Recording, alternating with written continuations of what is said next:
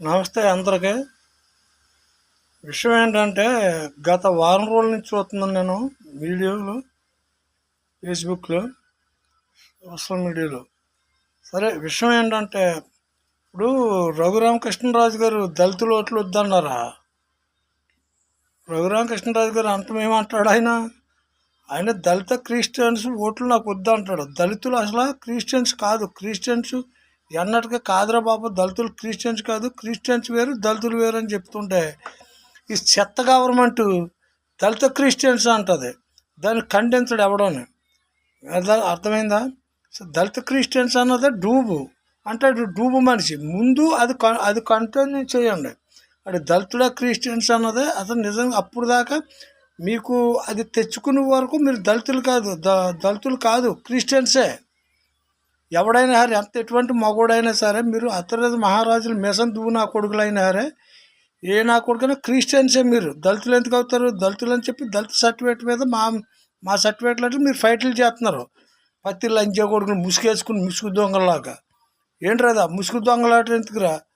ఆయన ఏమన్నాడో, దళిత క్రైస్తవులు ఓట్లు నాకు వద్దు అంటాడు ఆయన. అప్పుడే కాదు, ఎప్పుడు కూడా. తప్పేంటి దానికి? ఆయన ఓట్లు వద్దు అంటాడు, క్రిస్టియన్స్ ఓట్లు వద్దంటాడు. వాళ్ళు ఇయ్యరు కదా. ఆయన హిందూ మతాన్ని అనుసరించి హిందూగా ఆయన కొనసాగుతున్నప్పుడు మీ ఓట్లు ఆయనకి ఎలాగేస్తారు? ఇయ్యరు కదా. అలాగే బీజేపీ కూడా చెత్తనా కొడుకులు ఉన్నారు. బీజేపీలో కూడా దళిత క్రిస్టియన్స్ అన్న వాళ్ళకే పదవులు ఇస్తారు. బీజేపీలో కూడా నిజంగా బీజేపీని అనుసరించి ఇచ్చుకొని ఎడంగానే చూస్తారు వాళ్ళు. బీజేపీ వాళ్ళు కూడా అసలు ఇది తగులాడుతుంది, బీజేపీ నుంచే తగులాడుతుంది. వాడి పేరు మోషన్ రాజు ఉంటుంది. వాడికేమో బీజేపీలో ఎస్సీ మార్చేస్తారు. ఆడి మోషన్ రాజు అన్నవాడికి ఎస్సీ మార్చేస్తామండి మీరు. మళ్ళీ పైకేమో జై శ్రీరామ్ అంటారు. దొంగ నా కొడకల్లారా, ఏంటి పనులేంటి? రఘురామకృష్ణరాజు గారిని బదనం చేయొద్దు, తప్పది. ఏలం చేయొద్దు. ఆయన రియల్గా ఉన్నట్టు మాట్లాడుతాం. ఆయనకు అలవాటు రాజుగారికి. అలాగంటే కొంతమంది చెత్తనా కొడుకులు నువ్వు ఎంత తిన్నావు, ఎంత చేసావు అంటాడు. ఆయన ఏమిస్తాడు? గడిది మొడ్డెత్తాడు. నాకు ఎందుకు ఎత్తాడు? ఆయన నా ఊరు దగ్గర పిలిచి సాయంకాలం మాట్లాడతాకే, పొద్దున్న ఏదైనా మాట్లాడటానికి పిలిచి మాట్లాడతాకే మనకేం దగ్గర. చెత్తనా కొడకలారు. ముందు అంబేద్కర్ రాజ్యాంగం గురించి మాట్లాడేటప్పుడు రాజ్యాంగం మన రాజ్యాంగంలాగా ఉండాలన్నప్పుడు మనం రియల్గా బతకడం నేర్చుకోవాలి. లంచ కొడకలారు, మీకేమో అట్రాసిటీ కేసులు కావాలి? లంజా కొడకలారా, అంటరాంతనంకు వద్దు. అట్రాసిటీ కేసులు కావాలి, మీకు డబ్బులు కావాలి, గవర్నమెంట్లో వచ్చేసి రిజర్వేషన్లు కావాలి. లంచా కొడకలారా, చెత్తనా కొడకలారా, ఏం మాట్లాడుతున్నారో?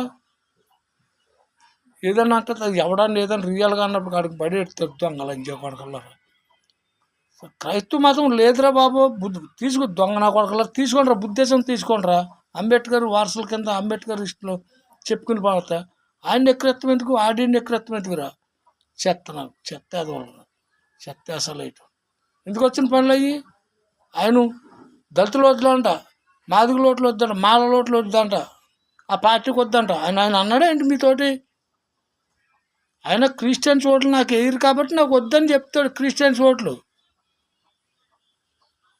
ఒక మనిషిని ఏలం చేసేటప్పుడు ఇంకో మనిషి గురించి మనం తెలుసుకోవాలి.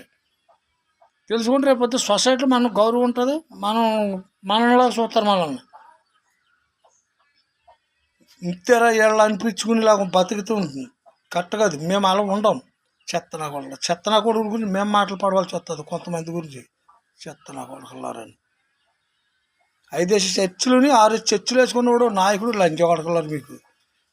ఆడ వెనకాల మొట్టగుడితోకెళ్ళి తగ్గ మొత్తం కులాన్ని బదనం చేస్తారు మళ్ళీ.